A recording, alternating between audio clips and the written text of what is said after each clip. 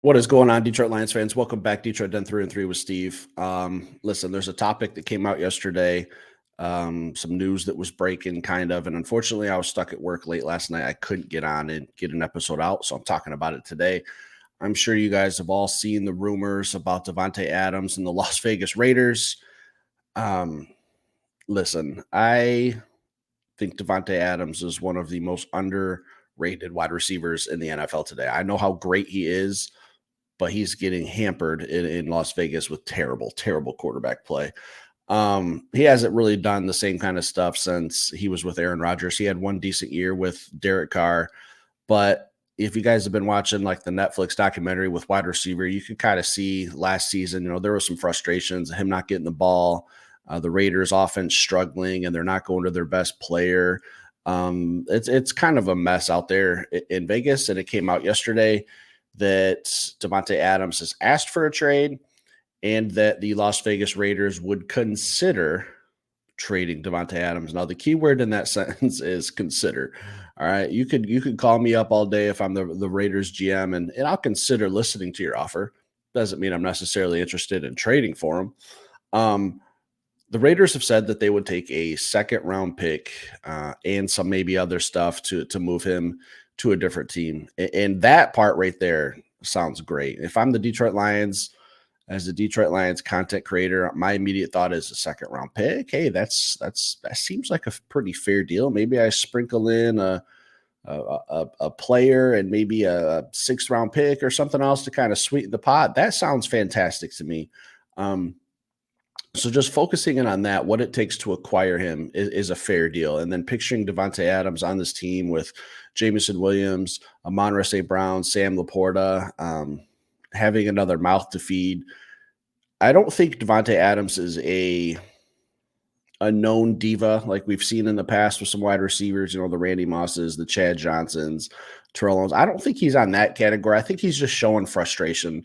So I think on the Detroit Lions, when I have to talk about a player getting traded, I have to talk about would they fit on the team in the way of culture. And I think Davante would be a good fit. All right? I don't think he's has diva tendencies. I think he's just frustrated with his situation out in Vegas. I think if he came to Detroit, it would be a fresh start for him, get a chance to be on a winning team and contribute. A quarterback upgrade with Jared Goff, an offensive line upgrade where, hey, my quarterback has more time. Maybe I get the ball more often. I don't think Davante's a selfish player where he really cares about stats. I think he cares more about winning, and that's where the frustration is coming from. So the package to acquire him, a second-round pick and maybe a couple other little things, that all sounds great. That sounds fantastic. I think Davante would be a great fit on this team.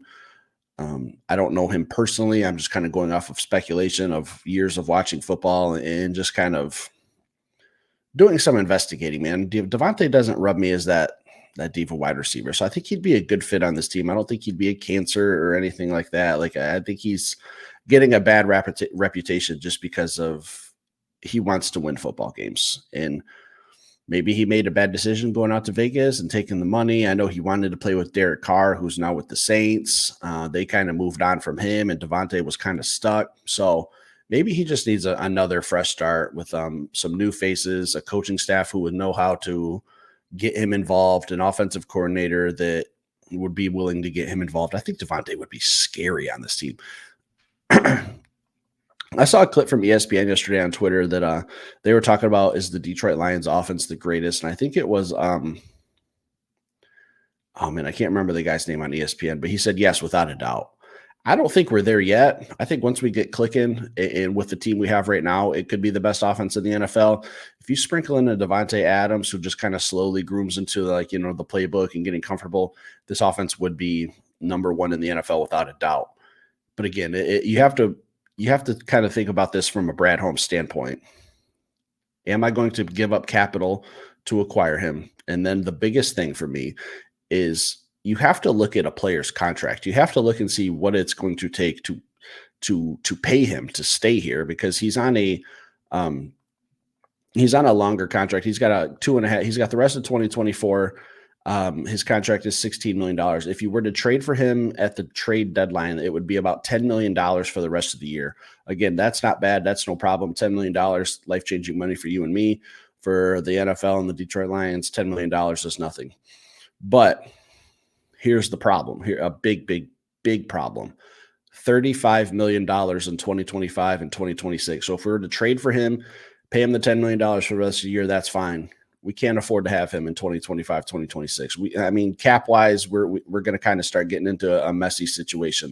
I'm not saying it's impossible, but when you're tying up money with Jared Goff's contract, Amon St. Brown's new contract, Penny Sewell's new contract, you added Davante Adams.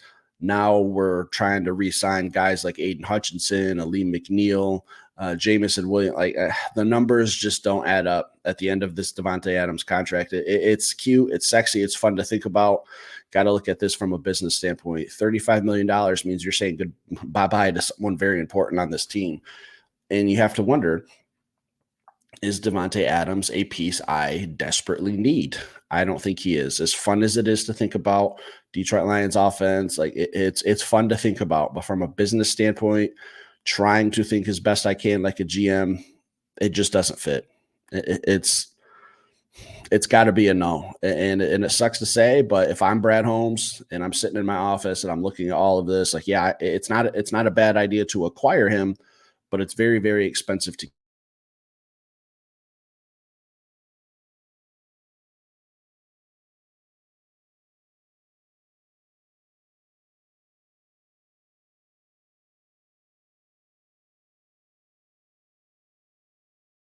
keep him. Very familiar with you.